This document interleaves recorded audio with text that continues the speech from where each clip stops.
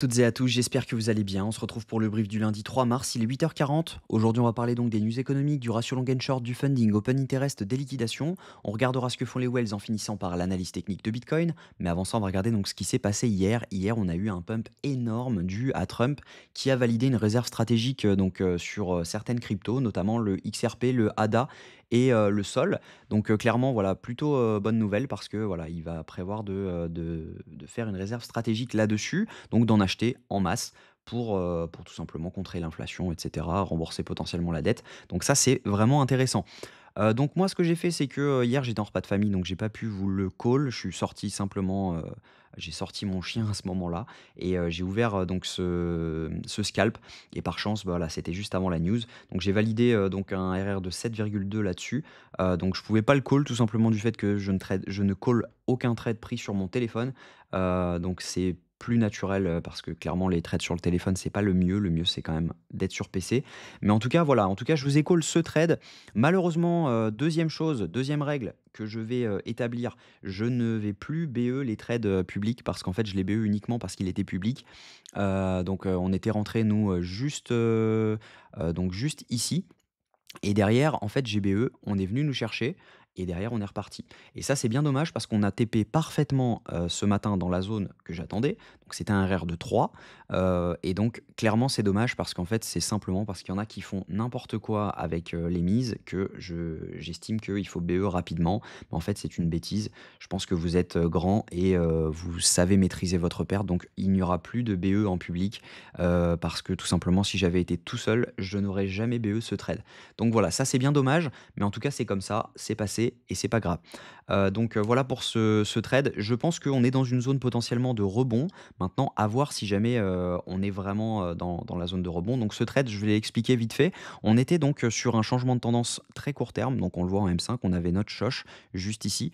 Retour donc dans l'order block M1 qu'on avait juste ici.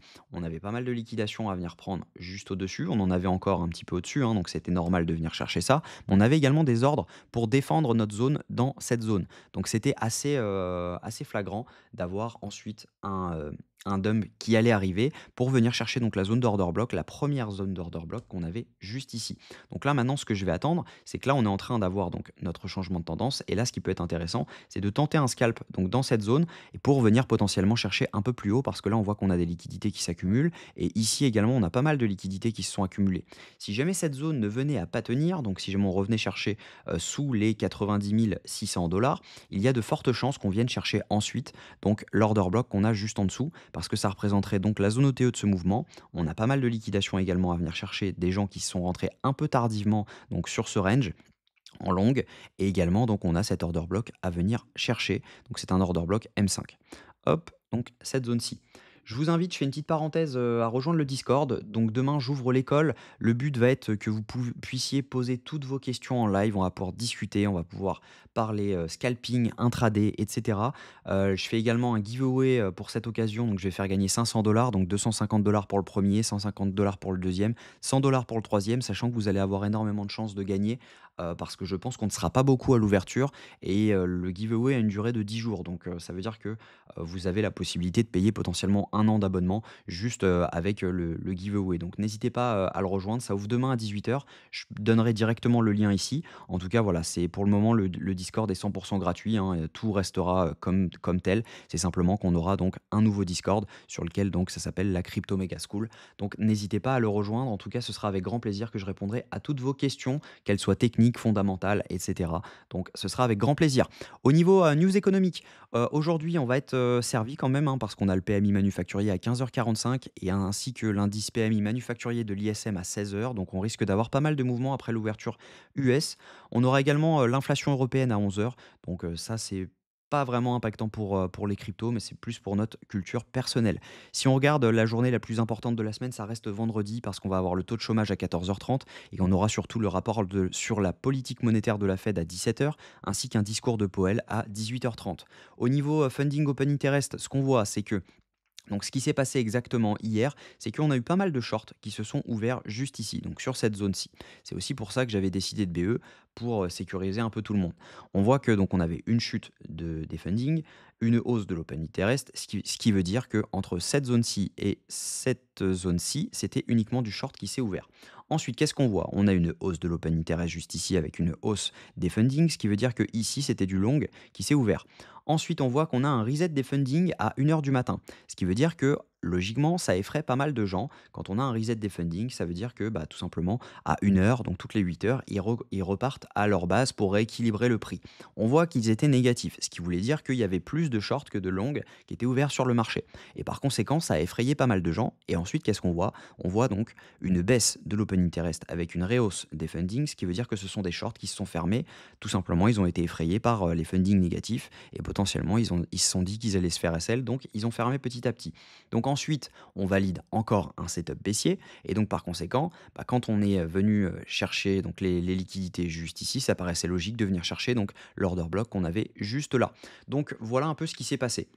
Ensuite, là, techniquement, on ne peut pas vraiment, prendre en compte l'open interest funding parce que tout simplement, on est en chute dessus et moi, je préfère clairement le trader quand on est en hausse pour pouvoir potentiellement trader l'inverse de ce que fait la masse.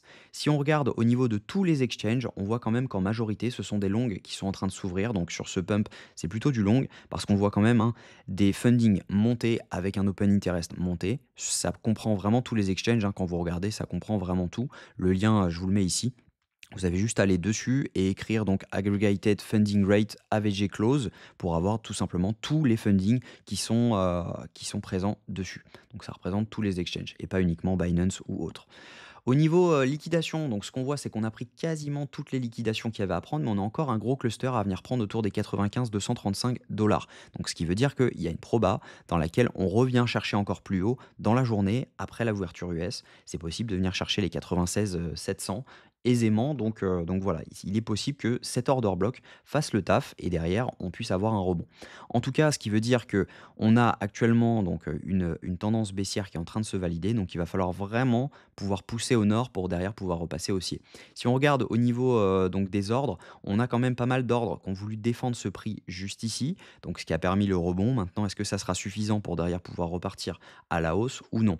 Ça, on va le voir direct au niveau de la technique. Au niveau du spot, donc le delta, il est neutre parce qu'on n'a aucun achat au niveau whales, aucun achat au niveau micro whales et aucun achat au niveau retails. Et c'est pas un bug. Ça veut simplement dire que ici, ce sont des positions en levier qui se sont fermées pour avoir ce dump.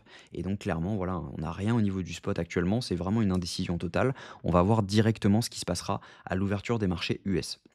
Donc techniquement, ce que je vous disais, c'est qu'on avait eu donc ce petit dump. Donc là, on aurait pu potentiellement rentrer en long pour un scalp. En tout cas, il va vraiment falloir clôturer au-dessus de cette zone, donc des 93 300, pour vraiment pouvoir valider donc cette tendance haussière. En tout cas, en attendant, bah, si jamais on valide pas un vrai shosh, là on est sur un shosh M5 qui est vraiment ridicule, hein, on n'est pas sur le gros changement de tendance. Ce qu'il faudrait, c'est vraiment qu'on fasse quelque chose comme ça. Derrière, on revient, on valide notre changement de tendance et derrière, nous, on se place sur un order block pour derrière pouvoir repartir.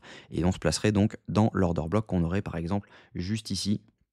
Donc on aurait cet order block là et derrière on se placerait juste là. Donc voilà le plan. Pour le moment, il n'y a pas grand chose à faire sauf si jamais vraiment on valide une mèche haussière. Derrière, on crée un order block ou un FVG. On rentre dans le FVG et l'order block et derrière on repart. En tout cas, si jamais cette zone ne tient pas, donc cette zone donc entre les 91 557 et les 91 000 dollars, on viendrait sans doute venir chercher les 88,63 à 86 944. Voilà, il est probable qu'on fasse ce genre de scénario si jamais cette zone venait à lâcher. En tout cas, j'espère que cette vidéo vous a plu. Si c'est le cas, je vous invite à vous abonner, à liker cette vidéo si jamais ce n'est pas encore fait pour l'abonnement, à commenter ce que vous en pensez, et puis rejoignez le Discord. Hein, je call encore toute la journée et demain, donc des calls. En tout cas, n'hésitez pas à rejoindre l'école, ce sera un grand plaisir de vous y accueillir. Je vous souhaite une très bonne journée, on se retrouve demain à la même heure, prenez soin de vous.